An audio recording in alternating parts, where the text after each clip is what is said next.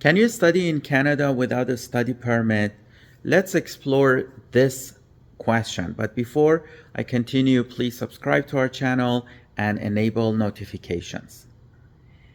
Certain people can study in Canada without a permit. Those people are Canadian citizens, permanent residents, and also registered Indians under the law. But if you are a foreign national, you could still study in Canada without a study permit under the authority of sections 188 of the regulations, 189 of the regulations, and subsection 3.2 of the Act. Subsection 3.2 of the Act discusses the permission to study as a minor at preschool or elementary school or high school level. If you are a minor student studying at those levels, you may study in Canada if your parents have the permission to work or study in Canada, or under many other circumstances. I have an article about this topic. You can read that article by the link below this video. But generally speaking, the only students that are not allowed to study in Canada, those students who are minor, are those that their parents are in Canada and none of them have the permission to study or work in Canada.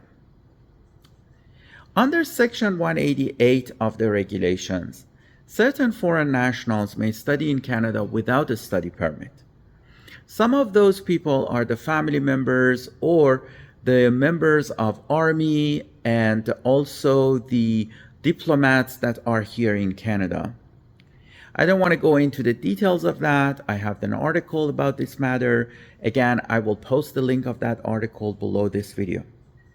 But the one that is interesting are those people who come to Canada and they want to study in Canada, and the duration of their study is 6 months or less. Those people may study in Canada without a study permit. However, they need to start and finish their studies in Canada within the period that was authorized to them upon entry in Canada. So let's say you enter Canada as a visitor and the officer allows you to remain in Canada for 5 months or for 3 months. Generally speaking, they allow you to remain up to 6 months. But let's say for any reason, they allow you only to remain in Canada for 3 months. If you want to engage in studies in Canada without a study permit, the duration of your study must be less than 3 months in that case, because upon entry, the maximum duration they allowed you to remain in Canada was 3 months. You also need to start and finish your studies within that 3 months period. If you extend your stay in Canada beyond that 3 months, you cannot continue studying in Canada. That's super important. We have a leading case in this matter called Jang versus Canada, a decision that was made by the Federal Court of Canada in 2016.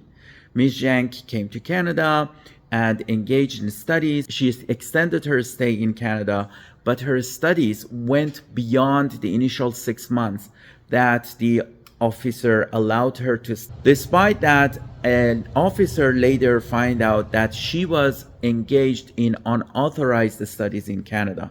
And the federal court sided with the officer, and they said the officer interpreted the law correctly. So you have to be very careful with that.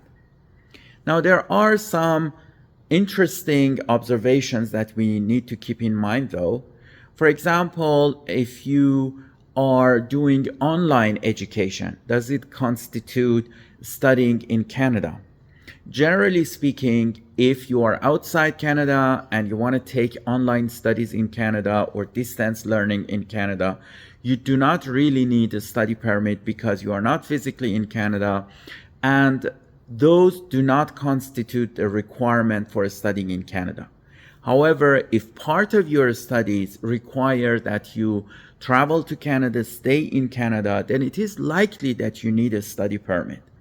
We have a case in 2021 called Lee versus Canada, In that situation, Lee studied in Canada, but the studies were language studies and they were all online classes. And the officer argued that this was unauthorized studies in Canada. However, the federal court sided with Lee and they said no, because the studies were online, they are not considered studying in Canada. You have to be very careful though, because in Lee versus Canada situation, we have nowadays some guidelines by IRCC about the study permits in Canada, and those guidelines at the time that Lee got engaged in studies, they were not available. And lastly, we have section 189 of the regulations. Under that section, if your study permit has expired, but before the expiry of your study permit, you applied for an extension of your study permit, while you are waiting for the decision of your new study permit application, you may get involved into studying in Canada. In other words, you can continue your studies in Canada while you are waiting for the new study permit application to be decided. However, you shouldn't leave Canada. So if you leave Canada, you lose your maintained status, and on the way back, if you have not received your new study permit, you are not allowed to study in Canada. If you are in Canada, you apply for an extension of your study permit. You may continue studying even after the expiry of your study permit. However, if the decision comes and the decision is not favorable, the officer refuses your application, unfortunately, you cannot study in Canada anymore. As you can see, these situations could become very complicated. So you probably need to book a consultation session with me if you're dealing with those situations, and we can explore your options together. Thank you very much for watching this video. My name is Al Parsai. I'm a regulated Canadian immigration consultant. I'm an adjunct professor at Queen's Law School, and I teach immigration courses at Ashton College as well. I'm the author of 88 Tips on Immigration to Canada, which has been identified as a bestseller book in the field of immigration law on Amazon.ca.